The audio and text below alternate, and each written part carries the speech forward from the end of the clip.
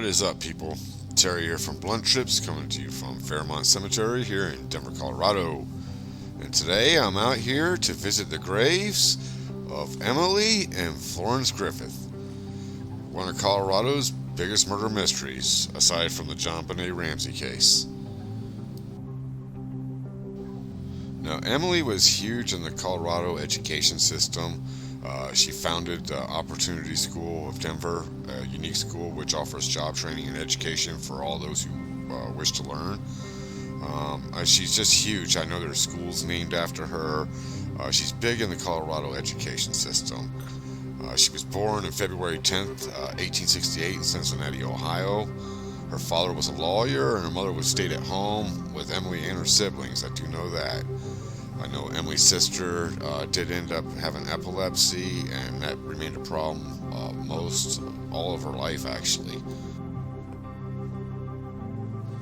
Now, to give you a little background on her, I know her father was a lawyer for a while. He ended up leaving that due to the fact that he did not like to take cases of people he felt were guilty, so he ended up becoming a Presbyterian missionary. Her sister, as I said, had epilepsy all her life. Her mother did not work, so eventually they moved to Denver area. Emily talked him into it after a winter in 1894 that ruined her crops. Prior to that, Emily was teaching at age 15 in Nebraska, but in 1894 they moved to a Denver area. She talked him into it, and then she ended up going to the Denver school board and getting a job, at which time she lied about her age. She said at the time that she was 15 years old, and she was actually 27.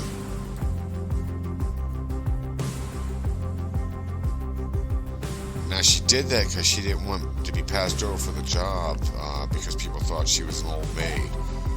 And although Emily had been proposed to several times, she always turned down her suitors.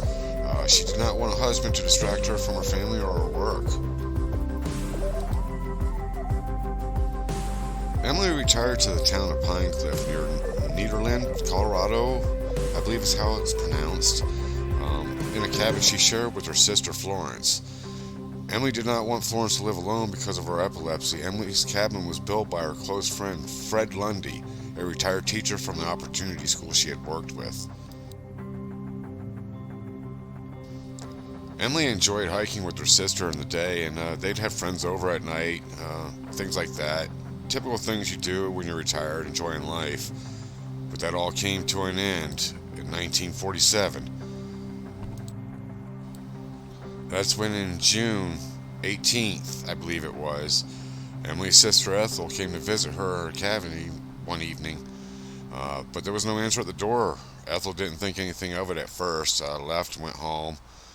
But on the next day, when she didn't hear anything, she returned and was worried. She and her husband broke into the house and found both Emily and Florance had been murdered. Now, there was no signs of a struggle. Both sisters had been shot. In fact, the sisters had prepared dinner for 3 people, which meant they were expecting somebody. The police suspected it was a friend of Emily's that killed both of them. Police searched for months, but no one was ever arrested for the crime. Police suspected Fred Lundy, who committed suicide after the murder, but this was never proven. Others thought Emily's sister Ethel and her husband arranged for the murder, as they inherited a big insurance payment off Emily's death. However, the Emily and Florance murders are still unsolved to this day. Now, I've even seen online some reports that say that Emily shot herself and Florance. I've read that even, that it was a murder-suicide. But I do not know. I don't know what happened. This is an unsolved case. It's one of Colorado's biggest unsolved cases. But I happened to look up while I was filming this here, and I noticed something. And I did verify this, but here are her parents.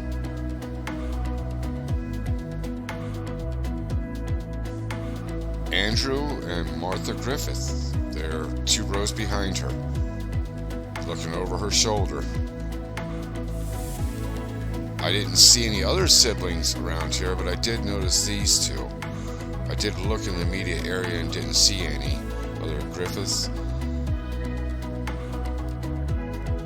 But this is the gravesite of one of Colorado's most famous unsolved homicides. The gravesite of Emily and Florance Griffith. The second most famous unsolved homicide, that behind the John Benet Ramsey case.